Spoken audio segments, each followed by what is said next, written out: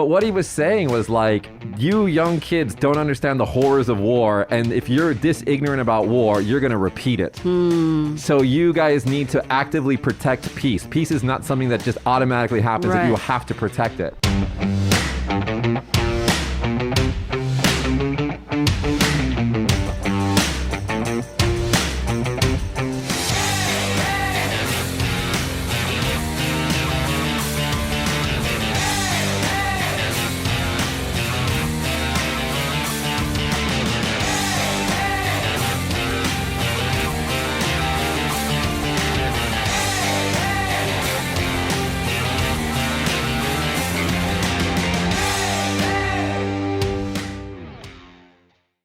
Hey everybody, welcome back to Small Talk Japan. On this show, we talk about all things Japan in English. My name is Michi, and this is my co-host, Natsuki. And if you'll notice, there's just two of us today, and that's actually on purpose.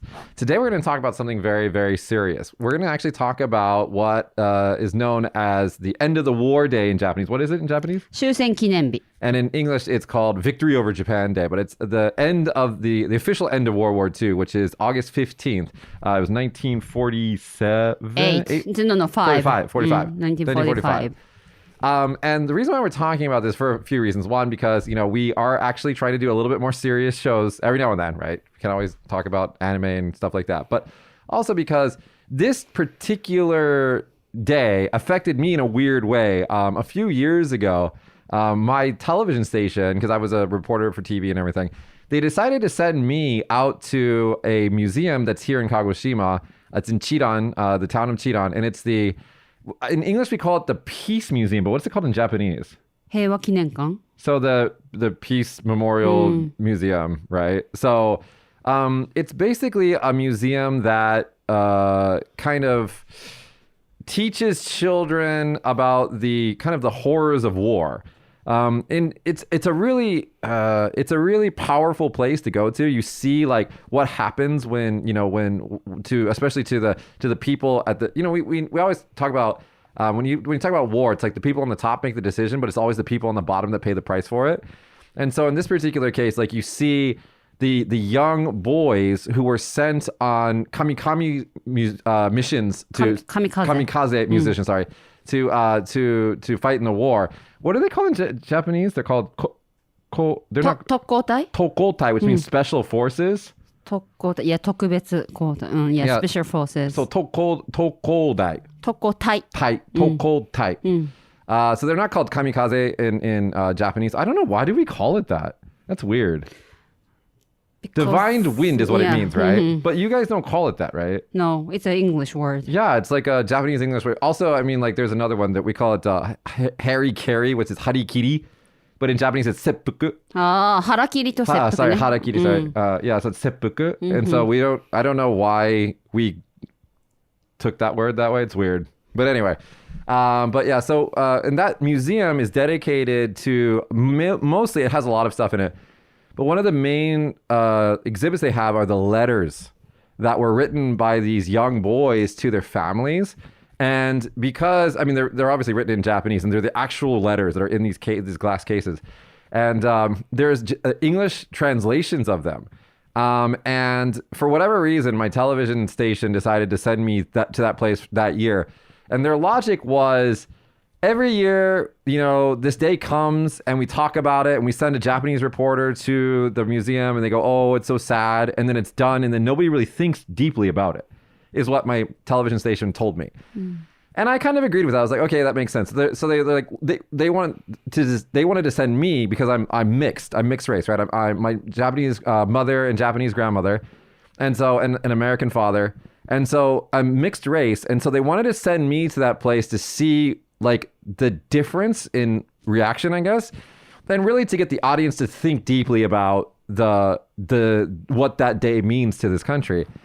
And I gotta tell you, it was fucking traumatic. Like I'd never went there before on purpose because I don't like places like that. I'm very anti-war.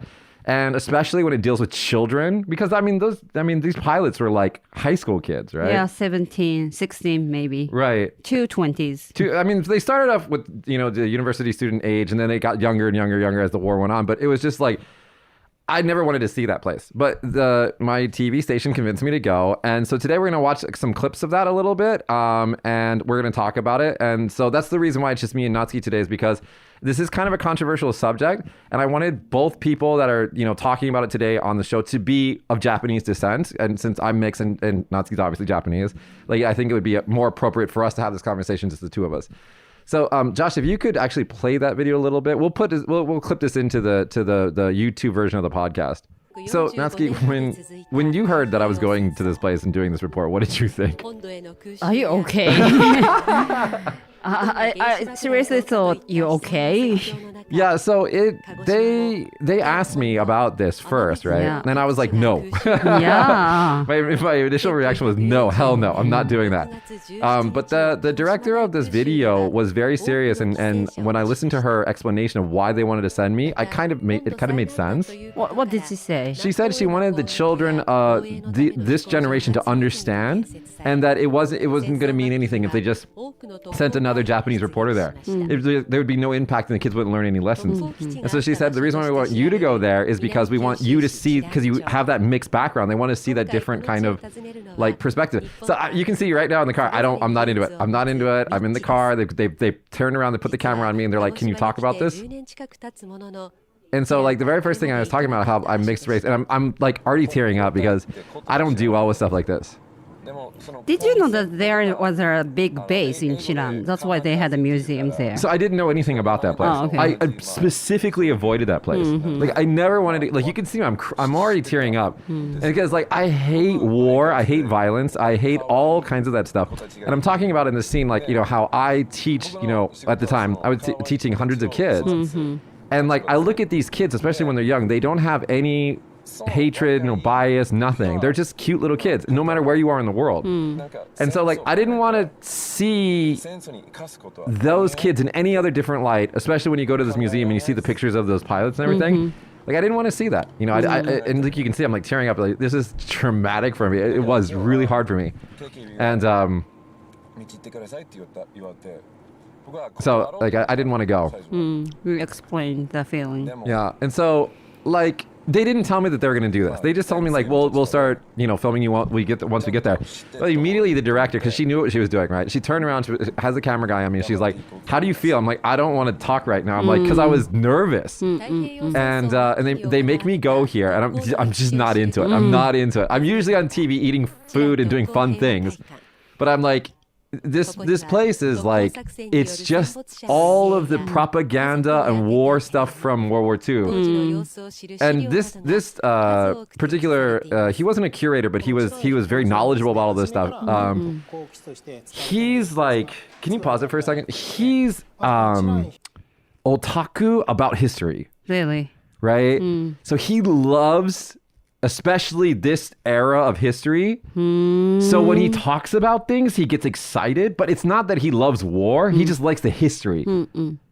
But it was really strange for me because I'm this. Yeah, that's strange to me too. Right? So I'm listening to his explanation and everything, and he's excitedly telling me, it's otaku type, right? And I'm just I just felt small in that place. I was just I shouldn't be here. Yeah, I thought those kind of people are more older. He's young. Right, because he just loves history. I mean, he was a very friendly person, and when we talked off camera, he was just totally normal. But the second you started talking to him, if, for example, if he was I don't know, a figure otaku, right? Okay. And if he starts talking about his thing, he gets into it. He's all excited and everything. So when you're watching him on screen, he's fucking excited. So they started doing this in 1941, right? Yeah. Christmas Eve.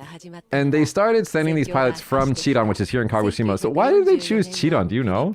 No, I don't know. I think because Kagoshima was closer to the theater, right? Because they were fighting in the Pacific and near Okinawa, so we were a close place. Right.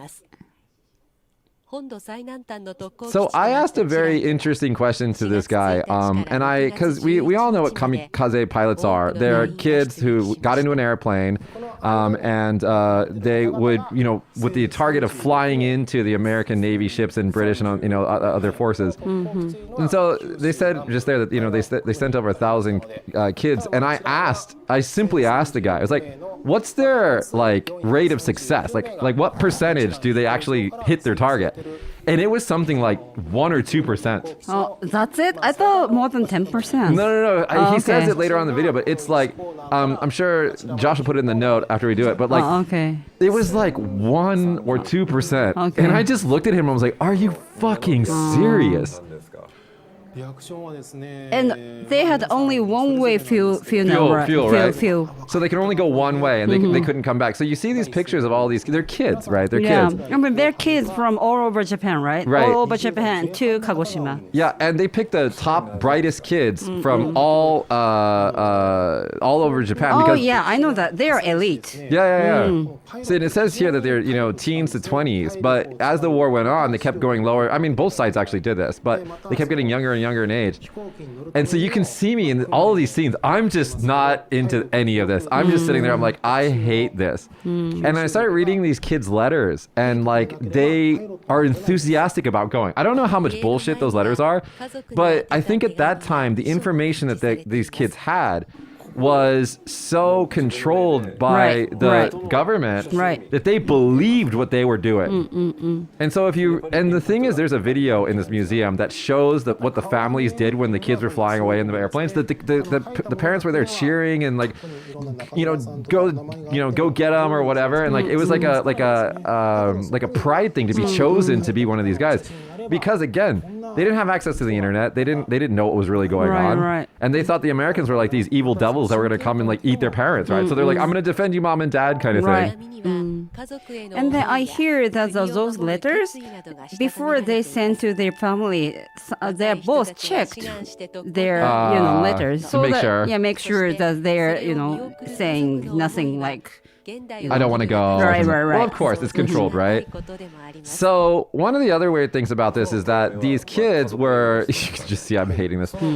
These kids were made to stay in a barracks in these rooms at the base near here, and they have a recreation of it, and it's like this very simple wood like kind of cabin, and they stayed there for days before they were sent off on their missions, probably to make sure that they didn't run away or whatever. I don't know, but and as we're talking about all this stuff, like one of the things that they did was they're like, we have a person for you to interview, Mitch. And I was like, okay, who?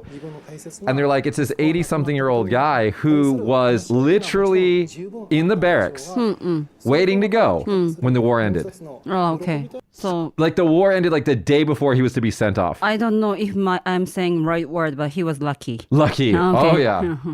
And the thing is when I met him, you'll see him later on in the video, but when I met him, I mean, he's at that age where he's not really, he's not going to have a conversation with me. He's just going to say what he wants to say, and that's it, right? But what he was saying was like, you young kids don't understand the horrors of war, and if you're this ignorant about war, you're going to repeat it. So you guys need to actively protect peace. Peace is not something that just automatically happens, that you have to protect it. I guess that's why Japan keep making, war film every year. But, so let's talk about this a little bit. So we can pause this video. So I want to talk, so Natsuki, I really wanted to talk to you about this because, so I went here as an adult. Okay. And as a biracial person who has both backgrounds. And at the end of it, the experience was good. I'm glad that I went because I learned a lot from it. And it did, like the older gentleman, I wish I remembered his name, said peace is something we have to actively work for. So I learned all those lessons. But all the people in this prefecture go to that museum when they're, how old do you go? The first time I went there, probably I was like 7 or 8. I can't remember when. So you guys are sent there, right? And it's for the same reason, right? To learn about the importance of protecting the peace. But how do you react to that as a 7-year-old? Do you understand it? No, I don't understand it. I kind of was scary. Yeah. And then there was a airplane model. Yeah. I thought that's cool. And then also near the museum, there's a like wooden house that the pilots are staying. Yeah, the bunker. Yeah, bunker. So I thought just, it looks like fun place for camping or something like that because I was so little. Right. Because you can't process that information, right? No. And I, of course, read some letters and I was kind of scary. But that's it. Nothing serious impact. What did your teachers tell you about it, right? Were they explaining why you were there? Or was it just like, we're going here today. Okay, let's go home. I actually can't remember, but of course, the reason why we go there to and thank for our ancestor because we are living happily now is because of their sacrifice there. Everybody's sacrificed, right? Because of the horrors of the war. Right now, at least the generations after that didn't want to repeat it. Yeah. Right. So when I was young, I didn't really understand, and then of course I had a chance to go there like several times in my life, and then as I get older, I start to understand what it really means, and I don't want to really read those letters because it's too sad. So now that you're a mother, right? You have a daughter, but let's say that you had a son. Okay. Could you go as like a mother to that museum and read those letters without like just crying? I don't know if I'm going to cry, but I don't want to face things that reality. Yeah. I guess they had no choice, of course. Well, they didn't. They were, like I said, they didn't have. There's no internet. They couldn't. They couldn't like Google. Like, should I really do this? Right? No, they were just told by all the adults around them, you got to go. Right. And that was it. Josh, have you been to that museum? No, I haven't. Why? You're half Japanese. Why haven't you? I mean, I think similar feeling as you. Like, I don't know. It's just really hard. Like, even just looking at the video now, I was kind of tearing up and stuff. Yeah. Are there any museums like this in the States? So it's okay. So I'm going to be a little critical of America. Hey guys, I don't hate any country, but I'm just going to be a little critical of America because America won. They have the victory kind of mentality. Okay. So if you look at our video games, for example, like all of the first-person shooters, so many of them are like World War II based. Okay. And we're always like the victorious Americans killing Nazis. Nazis. Nazis. Stop it. killing. That was a Floridian slip. Killing Nazis. And so like it's kind of bad because in some ways, I mean, it's good to when you watch movies like for example, like Wonder Woman, for example, that was I think during World War I, maybe World War II or something like that. Like, yeah, good guys win, blah blah blah. That's great and everything. But when you have that mentality of like good guys, bad guys, and then like we're like the righteous, the just ones, you learn less lessons. So after World War II, you can see America, who became the top military power after that. We didn't really learn that, hey, wars are bad. And so we look at the war in Afghanistan, the longest war that America's ever had. That would have never happened, likely never happened if America lost World War II. Okay. But because we have this victory mentality, it's like wars are good. They're going to fix everything, right? Because if you look at Japan Japan was doing okay before the war, but if you compare pre-war Japan to post-war Japan, like, what is that video about the history of Japan say? Economic miracle? I mean, Japan's GDP just went like this after World War II. And so we kind of think that that's going to happen. Like, if you go into, when we went to Iraq, there were people in the Congress saying, oh yeah, we're going to make it like Japan. Oh. And you're like, no, there's a big difference between Iraq and Japan. Like, that's not going to work. And like, people were telling the Bush administration that, like, there's no way that that's going to work, and it didn't work. Yeah, Iraq is nowhere like Japan, right? Because it's not the same situation. Anyway, so we didn't really learn that. And then when we have war museums in America, we have like the Holocaust Museum in New York or somewhere, wherever it is, and like that's like again, it's like seeing the horrors from the other side. Right, but we don't, because we didn't have like the kamikaze like history. We didn't. I mean, like, I guess if anything on this side that should have been, really thought about was like the atomic bombings, right? That's about it. Like, I can't.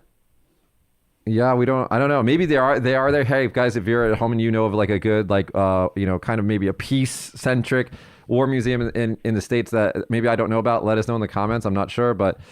Yeah, it just seems like we, again, just feel great about the whole thing. Like, we won, yay, right? And then, but in Japan, it's weird because the history isn't really taught, right? I mean, like, what did you learn in school? Like how much in like junior high school and high school did you learn about the war? Not yeah, it's kind of a lot. Not a lot. How much? I cannot tell how much. Like, but we have like entire classes devoted to World War II, Yeah, but I learned history in American history class when I went, was an exchange student. But it was very short. But of course, Japan learned more Yeah. compared to America because we probably lost. Right. That's the reason why. Yeah. Again, it's like, okay, so like, for example, every year around this time of year, we've got 3 days that happen, right? You've got the bombings, the 2 bombings, right, of Nagasaki and Hiroshima. And then you have like the end of the war day. End of the war day. And then these always kind of, around this time is also the beginning or around Obon, the holidays where we remember the dead and things like that. And they always play that movie on TV, Right, Hotaru right. no Haka, Yeah. Grave of the Fireflies. And it's like, I actually love that movie because it's artistically amazing. Like I think it's Miyazaki, right? It's a music movie. Miyazaki's best. I mean, it's an amazing movie. My youngest sibling looked just like, what's her name? Setsuko. Setsuko. Looked just like Setsuko when he was younger, and when I was raising him, and so the Setsuko in the movies constantly saying "Nii-chan, Nii-chan," which is like older brother. So it really it just wrenches my heartstrings, right, when I see that. But like no one watches it. Like when it comes on TV, everybody's just like, it's too sad. It's too sad. My friend's dad had a different view of seeing that movie. Okay. He said that those 2 kids were stupid because they didn't follow their, relatives. Yeah. They tried to live by themselves. That was stupid. There were so many people who, not sacrifice, who 我慢した. How do you say 我慢? Tolerated from the situation, Yeah. but they didn't want it. And that's why they did. So my friend's father said they had a wrong choice. So depends on their age what they think about this movie is different. That's what I thought. So I've actually heard that before about that, is that the arrogance, the pride of the older brother was what led to those 2 kids, suffering like that they did.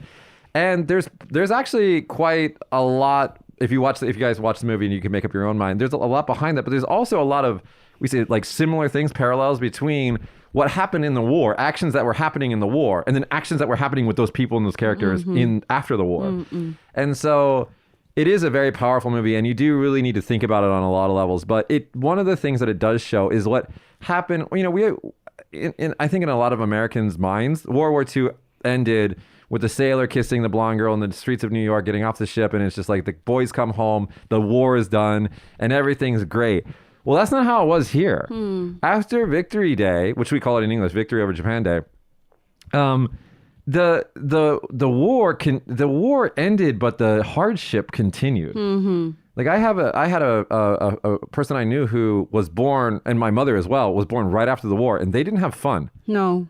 Your grandmother, she's probably around a little bit. She lived through the war, right? She lived through the war. Did She she was ever- 20s. Did she ever talk about it? She didn't actually. And those generation don't want to talk about wars. Right. Yeah, because probably they don't want to remember. It's traumatizing. Yeah, traumatized. Yeah. So she didn't really talk about war to me. I asked some questions to her. Then she opened her mouth, but unless she doesn't. What did she say? I mean, did she teach you anything you didn't know? The reason why I asked her about war is because I learned something from history class, and then it says they can say something special about Japanese emperor, and it's not even like Japanese. Like Qin means like emperor, but like they have some some things that they have to recall every day, and then. My homework is ask your grandmother about if she can if she can say these words. If she remembers the speech. Right, the speech. And then I asked her and she could tell everything. Wow. But before that, she didn't tell anything. Oh. Yeah. It's true though, like, every now and then you'll find someone who's like grandfather or father like died fighting in the war. But they won't tell you that. No. They'll be like, oh, my great-grandfather. And they look at me with my blonde hair and they're like, died of some sickness. And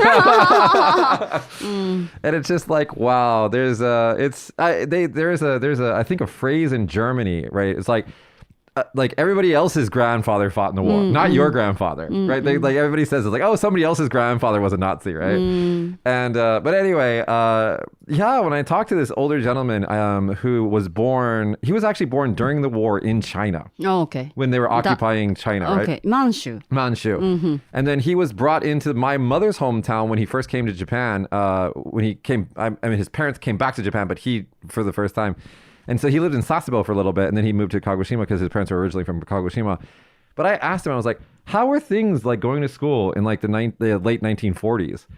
And he was like, you know, we would have to play a game, like, because sometimes we wouldn't have lunch. And so like the kids would like try to like, you know, just, you know, like put up with the hunger. And so it was like, who gives into their hunger kind of thing. It's like, don't give into your hunger kind of thing. Like, let's be strong. And like days where they would just like go out in the forest and try to like scavenge food, just find things to eat, or like they'd try to go fish or something like that because they just didn't have food. Right. Maybe my mother's and my parents' generation is like safe. Like, you know, 5 years after the war, they don't really have like hunger, or they are like okay generation. But before that, maybe. So like I mean, 5 or 6 years after the war, right? And so my mother was born like the year after the end of the war. So she's like, and in Nagasaki, right? So it's just like, she was not. And the thing is they had a word for half kids. Now they're like hafu, right? And hafu are really popular. They're on TV, you know. And I mean, Josh is half, and he you know, everybody loves it. But at that time, they're called ai no ko. Yeah. Ai is not aishiteru no ai, right? Not love. I means maybe mix. Mix, right? But at the time, ai no ko was used as a slur, like a bad thing to call them. And because anyway, so like. Or a love child, isn't it? Aiji no ko. I think it's. Ai no ko means. I think it's ai is like mixed. Yeah. So it's hybrid. You've got interval or like the between no ko is like basically what it means. And it's a slur. So if you call a half person ai no ko now and they know what it means, they'll slap you. But the weird thing is a lot of kids these days don't even know this word. Maybe, yeah. I know this word, but maybe kids these days don't know the word. And so anyway, that was the whole thinking of my television channel. Like send this guy out there to experience this for the first time. And I want to tell you, like the response, because a lot of the people who watched my TV show when I was doing it were older women who were at home at the time. And we got a lot of email after that. Well, email, faxes, and phone calls. And it was 100% positive. Or if it was negative, they didn't show me. But it was 100% positive. It was like, thank you for sending, you know, a different perspective there. We learned a lot of things. I asked apparently a lot of questions that weren't asked before. Like, for example, what was their like rate of actually hitting the target? And it was like 1 or 2% or something like that. And if that's the case, like, I was like, why the hell are you doing this? But, you know, a normal Japanese reporter wouldn't ask something like that.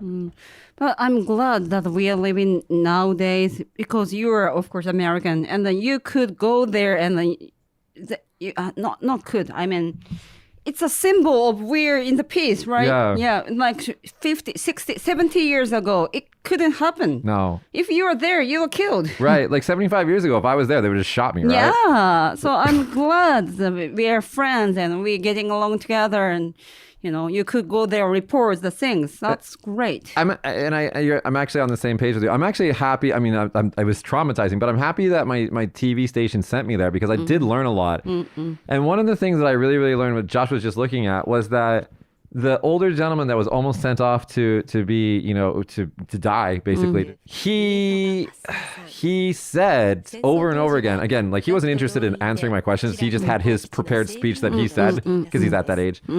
But he just kept saying, like, peace is something that we shouldn't take for granted. It's something that we have to do we have to work for. Right. And when you're seeing this guy who's a living proof that he was right the day before, basically, he was going to be sent off to die. And he's standing in front of me, you know, with the ability to tell me that story. That's deep. That makes you learn something. He's obviously not there every day. He was just there for this particular case because we went there to do the TV thing. But yeah, it was very eye-opening. And then on the way home, you know, because like all the crew went there with the TV crew, they're all Japanese, and so they're asking me like, so what did you think about it? Like, how do you feel about it? And it was hard for me to to figure out how I felt about it. It took me a couple days to really just unpack everything and figure it out. But yeah, the one lesson I really, really learned from that, and that's the one reason why I wanted to do today's show, is that peace is not something that we just, automatically are born with. It's something that we really do need to protect. Right. I researched about the war and kamikaze stuff in the internet, and I find that, interesting words that one of the pilots are saying. And then, the kamikaze are often compared to the modern time to terrorists. Terrorists. Terrorists. And, it's seems like same, but they say it's completely different because, kamikaze is only carry out, it's happened only in the wartime, and then they hit only the target, not like normal people. So it's only like military people.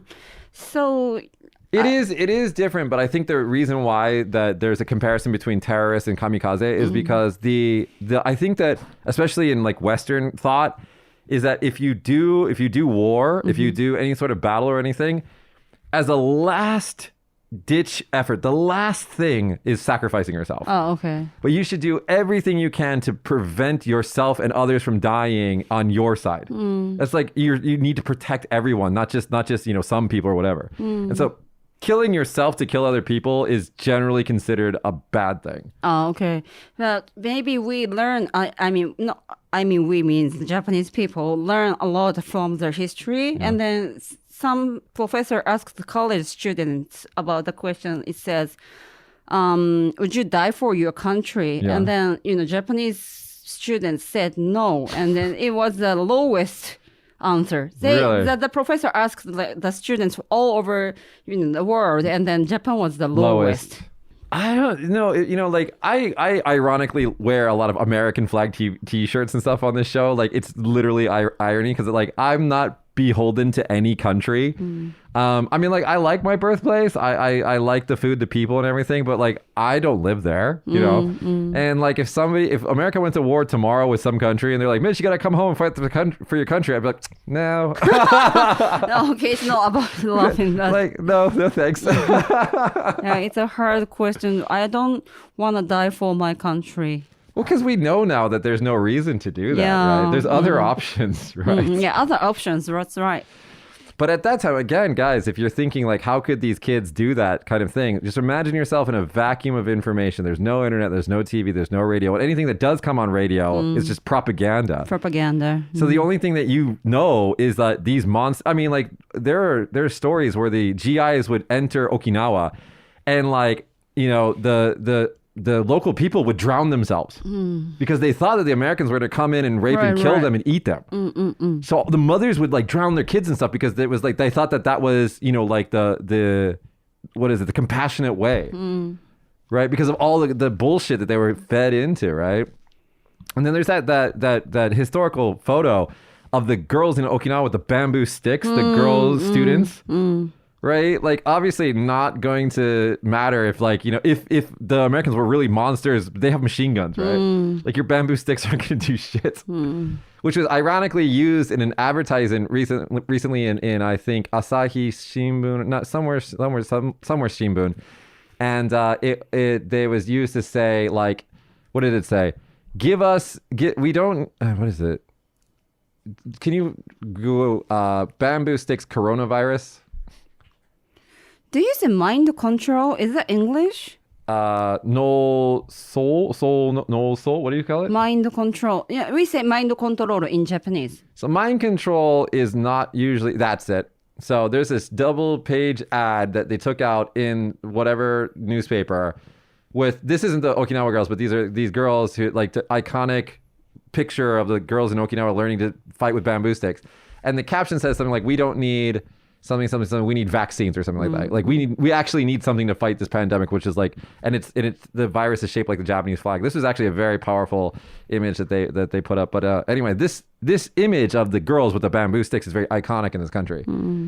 Mind control is something that you do usually like one person or, like the bad guy in a superhero movie. Okay, so maybe propaganda is the right I think you're word. thinking brainwashing. Brainwash it, yeah. Brainwashing. How do you say that in Japanese? I think it's No, we say mind control. How do you say brainwash? Brainwash, ね、なんていう It's かな。 no brain and then soulji no soul. ブレイン、ブレインウォッシュはね、なんていうかな。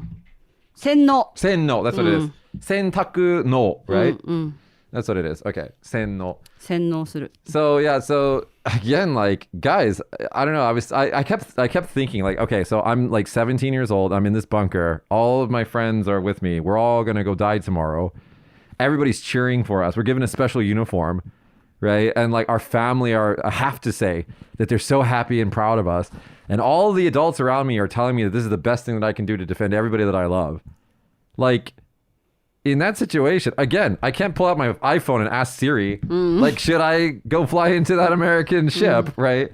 And it's just, that's the only thing you got. And again, they only had fuel to go one way. So once you're there, you're either going to die in the ocean or you're going to die in the ship. And I can't believe the guy, I mean, I'll look this up later and we'll put it up as a data thing, but it was just like a few percentage points that were actually hitting the ships. And it's just like... But they believe that they won. Yeah. They're going to win. They're going to win, right? The scariest thing about that museum, if any of you guys at home ever get a chance to go to that museum, I do recommend that. Chiran's a wonderful place. You can see historical samurai houses, beautiful streets, and then also that museum. They're famous for cherry blossoms. Too. Cherry blossoms and green tea. Yeah. Right? It's a beautiful place. If you guys ever get a chance, please do visit.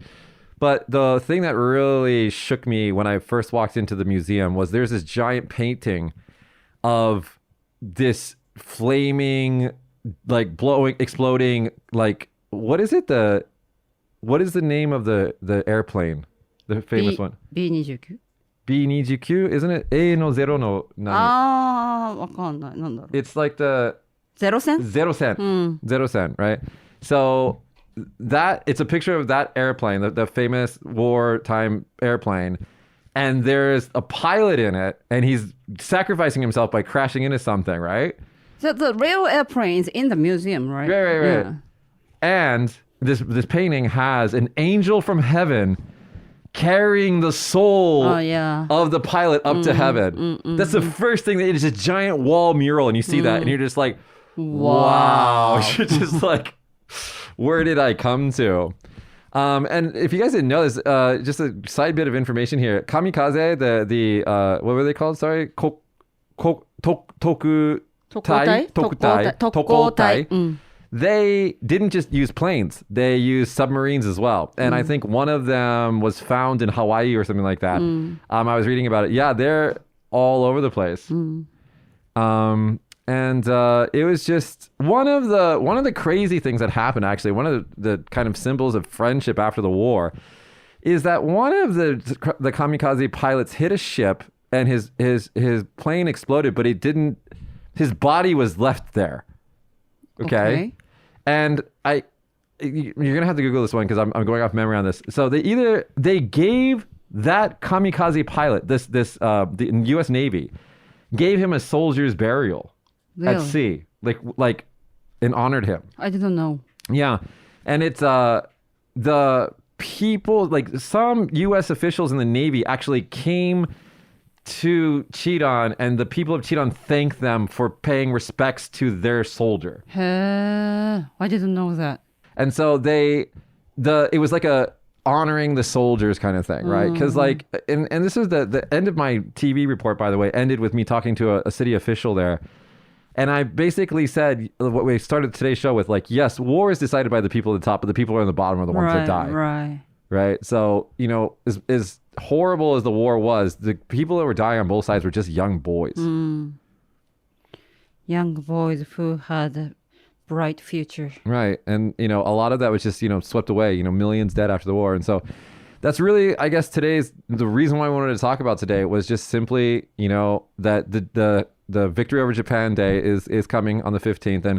And this time around, I kind of wanted to have a show about it. And I wanted to talk about, again, what the older gentleman said in the interview, that peace is something we have to actively work for, everybody. Victory of Japan Day, we say end of the world day. Right. And so that kind of arrogance as well. Like we need to, as the American side of this conversation, I think that we need to self-check sometimes and realize that, war is sometimes war is the only option. I understand that, but like it should be avoided at all costs. Right. Right. Okay. Well, it's been a very serious show today. If you guys enjoyed today's show or have a comment, please keep your comments respectful. Leave us a comment in the comment section below. Hit the like button and subscribe to us to never miss an episode. If you guys have any topics that you want us to talk about, any suggestions or anything, just let us know. And we'll see you guys next week. All right. Goodbye. Stay Bye. safe. Stay safe.